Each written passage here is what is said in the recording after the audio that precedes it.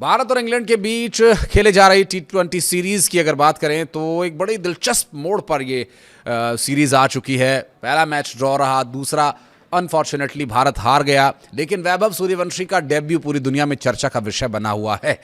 कोई बड़ा खिलाड़ी हो या अभी डेब्यू करने की तैयारी कर रहा हो, हर किसी की जुबान पर वैभव सूर्यवंशी का नाम है।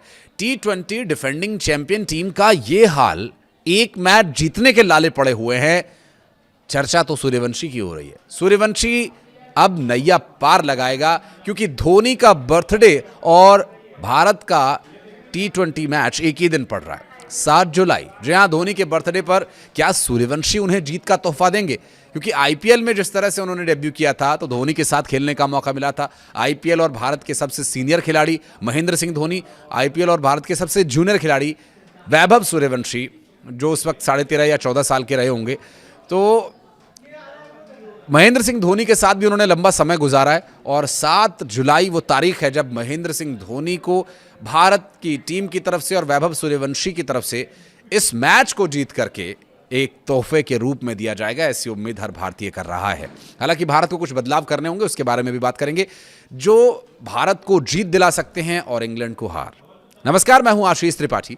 भारत को पहला T20 वर्ल्ड कप जिताने वाले कप्तान महेंद्र सिंह धोनी का बर्थडे है और उनके बर्थडे से पहले तैयारी चल रही है कि अगर वो भारत को पहला T20 वर्ल्ड कप जिता सकते हैं तो उनके बर्थडे पर हम मैच जीत करके उन्हें तोहफा नहीं दे सकते। ये हर भारतीय क्रिकेट खिलाड़ी के मन में चल ही रहा होगा। और इंग्लैंड के साथ तीसरा T20 मैच 7 जुलाई को खेला जाना है और ऐसे में श्रेयस अय्यर की जो तैयारी है उस पर भी बात करेंगे, लेकिन उससे पहले 7 जुलाई महेंद्र सिंह धोनी के हैप्पी बर्थडे पर इत्तेफाकन भारत और इंग्लैंड का ये मैच भी होना है और वैभव सूर्यवंशी की कोशिश होगी कि वो इस मैच को जीत करके धोनी को ट्रिब्यूट दें। और धोनी जैसा सफल कप्तान तो अब तक भारतीय टीम में आया नहीं है, जिसने तीनों ही फॉर्मेट्स में टीम इंडिया को नंबर 1 के पायदान पर लाकर खड़ा कर दिया था। क्या वनडे मैच और क्या T20 मैच और क्या टेस्ट मैच। इस वक्त भारत की जो थोड़ी सी नैया डगमगाई है, लड़खड़ाई है, वो उम्मीद है कि 7 जुलाई से वापस ट्रैक पर आ जाएगी और अपनी रफ्तार पकड़ेगी। वैभव सूर्यवंशी की चर्चा इसलिए भी हो रही है क्योंकि वैभव सूर्यवंशी का डेब्यू होने से पहले भी बड़े सीनियर्स खिलाड़ियों की ज़बान पर उनका नाम था और अब कुछ ऐसे भी लोग हैं जो इस बात को अलग तरीके से प्रेजेंट कर रहे हैं, इसका विरोध भी कर रहे हैं। हालांकि विरोध थोड़ा भारी शब्द हो जाएगा, इसको लेकर के सवाल उठा रहे हैं, ऐसा भी कह सकते हैं। वैभव का डेब्यू सीनियर प्लेयर्स का एक बड़ा धड़ा जो इसके काफ़ी खुश है, इंक्लूडिंग सुनील गावस्कर सनी साहब। तो कुछ लोग इस पर सवाल भी उठा रहे हैं। पहले सुनील गावस्कर साहब की वो कमेंट्री मुझे याद आती है जो पहले मैच में जब उनका डेब्यू हुआ था इस T20 सीरीज़ का, तो वो दूसरा मैच था। हालांकि सूर्यवंशी का पहला मैच था और डेब्यू मैच था और 15 साल से कुछ दिन ज़्यादा उम्र का खिलाड़ी जो डेब्यू कर रहा है, ऐसा पूरे इतिहास में पहली बार हुआ और भारतीय क्रिकेट के इतिहास में भी ये पहली बार हुआ। और सूर्यवंशी की बैटिंग का स्टाइल जो है वो बहुत पसंद आता है सीनियर्स को, खास करके सुनील गावस्कर साहब को। मैं देख रहा था मैच, तो उस वक्त वो जब कमेंट्री कर रहे थे तो वैभव सूर्यवंशी ने जब जोफ्रा आर्चर की गेंद पर 6 लगाया तो उस 6 को देखकर वो इतने एक्साइटेड हो गए, इतने खुश हो गए कि उस गेंद को देख करके वो खुद को रोक नहीं पाए और वो गीत गुनगुनाने लगे। उन्हें याद आ गया कि वो गीत कि चली चली रे पतंग, उड़ी उड़ी रे पतंग, ऐसा कुछ उन्होंने गुनगुनाया था गीत। और फिर ये सब कुछ देख करके जाहिर है कि वैभव सूर्यवंशी का स्टाइल ऑफ बैटिंग कितना लोगों को पसंद आता है और बहुत सारे एक्सपर्ट इस पर डिटेलिंग कर रहे हैं। कोई ये कह रहा है कि वो एक गोल्फर की तरह शॉट लगाते हैं, कोई ये कह रहा है कि वो बेसबॉल खिलाड़ी की तरह बैट स्विंग करते हैं, जिसकी वजह से उन्हें बहुत टाइम मिलता है बॉल खेलने के लिए। हालांकि उतने एक्सपर्ट तो हम हैं नहीं, लेकिन हम इन्फॉर्मेशन आप तक पहुंचा सकते हैं, हम अपने मनोभाव आप तक पहुंचा सकते हैं, आपके मन में। क्योंकि एक बतौर भारतीय, बतौर भारतीय खिलाड़ी और बतौर वैभव सूर्यवंशी का फ़ैन हम अपनी बात रख सकते हैं। आप भी इसमें जुड़िएगा, कमेंट सेक्शन में आप अपनी राय भी दीजिएगा। सूर्यवंशी के डेब्यू पर सवाल उठाने वाले खिलाड़ियों की बात करें तो वो सवाल दरअसल वैभव सूर्यवंशी के डेब्यू को लेकर नहीं है, सवाल संजू सैमसन को न खिलाने को लेकर उठाया गया। अब घुमा फिरा करके देखिए, बात तो वही है, क्योंकि अगर वैभव सूर्यवंशी खेलेंगे तो किसी न किसी को तो बाहर डगआउट में बैठना पड़ेगा। क्योंकि पूर्व क्रिकेटर और कमेंटेटर संजय मांजरेकर ने अपने एक्स हैंडल पर जो लिखा वो इस ओर इशारा करता है। उन्होंने लिखा कि वैभव सूर्यवंशी को भारतीय टीम की जर्सी में देखकर बहुत अच्छा लगा, लेकिन संजू सैमसन का क्या, क्वेश्चन मार्क के साथ। ये कैसा मजाक है, रुको मुझे अनुमान लगाने दो।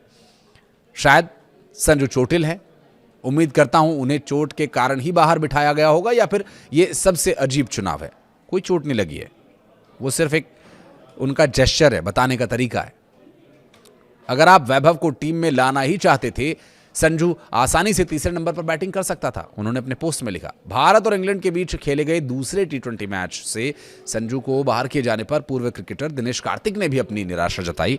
कार्तिक का मानना है कि वैभव सूर्यवंशी अभी इंतजार कर सकते थे। कमेंट्री के दौरान उन्होंने कहा कि मुझे संजू को लेकर के बुरा लग रहा है, वो आपका मोस्ट वैल्यूएबल प्लेयर था, जिसने कुछ महीने पहले आपको टी20 विश्व कप के 3 नॉकआउट मैचेस में अकेले दम पर जीत दिलाकर चैंपियन बनाया था।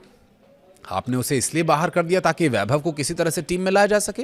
ये एक ऐसा चुनाव है जिसकी मुझे उम्मीद नहीं थी।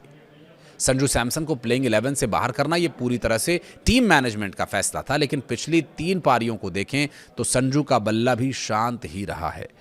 आयरलैंड के खिलाफ टी20 मैचेस में वो सिर्फ 5 ही रन बना पाए थे। इसके बाद इंग्लैंड के खिलाफ टी20 मैच में पहले मैच में 1 ही रन बना सके, और शायद इस वजह से भी मैनेजमेंट को लगा कि उनकी जगह वैभव को एक मौका दिया जाना चाहिए। देखिए, यहाँ पर एक बात मैं आपको और याद दिला दूँ। आपको याद होगा कि थ्रू आउट टी20 वर्ल्ड कप वो लगातार फेल हो रहे थे। 1-2 मैचेस के लिए उन्हें जब बाहर किया गया और फिर जब वो वापस आए तो फिर वो अपनी फॉर्म में आए। ये संजू सैमसन, जैसे बजरंगबली को उनकी शक्तियों को याद दिलाना पड़ता है ना, तो उसी तरह से संजू सैमसन को भी याद दिलाना पड़ता है कि आप क्या हैं और आप क्या कर सकते हैं। चेट्टा अनबिलीवेबल प्लेयर हैं, इसमें कोई दो राय नहीं है, और वो 10 बॉल अगर खेल जाते हैं तो 11वीं बॉल से जब वो तोड़ाई करना शुरू करते हैं तो फिर उन्हें रोकना बहुत ही मुश्किल हो जाता है। टी20 मैचेस में 100 तक वो जाना, 90s तक उनका जाना, ये सभी जानते ही हैं। और ठीक है, आप सीनियर प्लेयर्स की राय अपनी जगह बिल्कुल सही हो सकती है, लेकिन बतौर एक आम नागरिक, एक आम क्रिकेट के फ़ैन के तौर पर, टीम इंडिया के सपोर्टर के तौर पर अगर देखें तो संजू सैमसन का जो भाव है वो भी कुछ इसी तरह से रहता है। जब उन्हें एक मैच के लिए बाहर किया जाता है तो फिर वो थोड़ा सा छटपटाहट उनमें दिखाई देती है, और फिर जब उन्हें दोबारा मौका मिलता है तो फिर वो और भी बेहतर प्रदर्शित करके दिखाते हैं, अपनी बैटिंग में निखार ला कर दिखाते हैं। हो सकता है ये जो दूसरा टी20 मैच था ये वही मैच हो। तीसरे मैच में हो सकता है संजू सैमसन खेलें, लेकिन अगर वो खेलते हैं तो कौन बाहर होगा? बहुत लंबी लिस्ट है। अभिषेक शर्मा, वैभव सूर्यवंशी ओपनिंग स्लॉट, अगर 3rd नंबर पर संजू सैमसन खेलते हैं, श्रेयस अय्यर, शिवम दुबे, तिलक वर्मा। लेकिन जो जिम्मेदारी हर्षित राणा ने पहले मैच में निभाई थी, दूसरे मैच में बहुत उतना अच्छा नहीं रहा, लेकिन जिस तरह की बैटिंग 15, 16, 17 ओवर में हमने देखी दूसरे मैच में, उस तरह की बैटिंग मिडिल ऑर्डर पूरी तरह से फेल नज़र आया। और टी20 मैच है, हालांकि हर बॉल पर 6 मारना इस मैच का एक playing of style of playing है, लेकिन अभी जो स्थिति है उसे देखते हुए अगर भारत की पिच ठीक अलग तरह से खेलती थी, इंग्लैंड में अलग तरह की बैटिंग पिच रहती है, फिर भी ये टी20 मैच है, आपको कम से कम 16वें ओवर से, नहीं तो 17वें ओवर से, नहीं तो कम से कम आखिर के 2 ओवर्स में कम से कम 40 से 50 रन अगर आप जुटाएंगे तभी आप अच्छा स्कोर कर पाएंगे।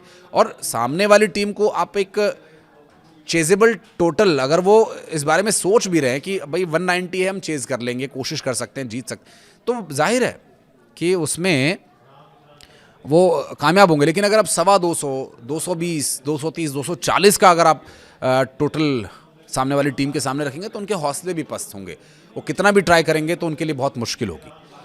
तो ऐसे में ये परिस्थितियां भारतीय क्रिकेट के लिए अब अनुकूल हो रही हैं, और जैसा कि वैभव का बाहर के पिचेस पर खेलने का जो अनुभव नहीं होना है, शायद वही उनकी स्ट्रेंथ बन जाए, और फिर खेलने की उनकी बैटिंग देख कर वो एक भी 6 मारते हैं, एक भी शॉट खेलते हैं तो वो भी बहुत अच्छा लगता है, देखने में बड़ा दर्शनीय लगता है। जैसा एक समय में वीरेंद्र सहवाग को देखकर लगता था, हर बॉल पर 6 मारना उनका भी एटीट्यूड था। वो तो बहुत सीनियर्स की तरफ से, सचिन तेंदुलकर की तरफ से बार बार उन्हें समझाया जाता था कि अभी बहुत सारी गेंद है, आराम से खेलो, तो वो थोड़ा सा अपना एक आध बॉल रोक करके सम्मान कर देते थे, लेकिन बहुत अच्छी गेंद पर बहुत अच्छे शॉट्स वो मारते थे। और वही जो काबिलियत है वैभव सूर्यवंशी में, और रेस टू द पावर 10 है। जाहिर है वैभव ने अपने जो पहले मैच में 10 गेंदों पर 14 रन बनाकर वो आउट ज़रूर हो गए थे, लेकिन वो जो शॉट्स उन्होंने खेले हैं वो एकदम जीवन भर याद रहने वाले शॉट्स हैं। और कुछ प्ले एंड मिस भी उनका देखने को मिला था, लेकिन उनके दूसरे मैच में और सीरीज़ के तीसरे मैच में वैभव सूर्यवंशी अगर खेलते हैं तो पावर प्ले में ज़बरदस्त रन होने वाले हैं। टीम इंडिया ये मैच जीतने वाली है वैभव सूर्यवंशी की बदौलत। आप बॉलिंग डिपार्टमेंट में थोड़ा विचार करना होगा, एक तेज़ गेंदबाज प्रसिद्ध कृष्णा को भी खिला सकते हैं, या एक तेज़ गेंदबाज एक ऐड करना चाहिए। स्पिनर आप 2 ही रखें तो ज़्यादा बेहतर होगा। ये एक्सपर्ट्स ने जो बातें कही हैं मैं उसको बता रहा हूँ। मेरा कोई क्रिकेटिंग एक्सपर्ट होने का कोई दावा नहीं है। हाँ, बचपन से हम क्रिकेट खेलते और देखते आए हैं, और जो अनुभव है उसके आधार पर अपने मनोभाव को आपके सामने प्रकट किया। अगर आपको पसंद आए तो लाइक कीजिएगा, और वीडियो में यहाँ तक बने रहने के लिए बहुत बहुत धन्यवाद। हाँ, कुछ कहना चाहें तो कमेंट सेक्शन में ज़रूर बताइएगा। Thank you.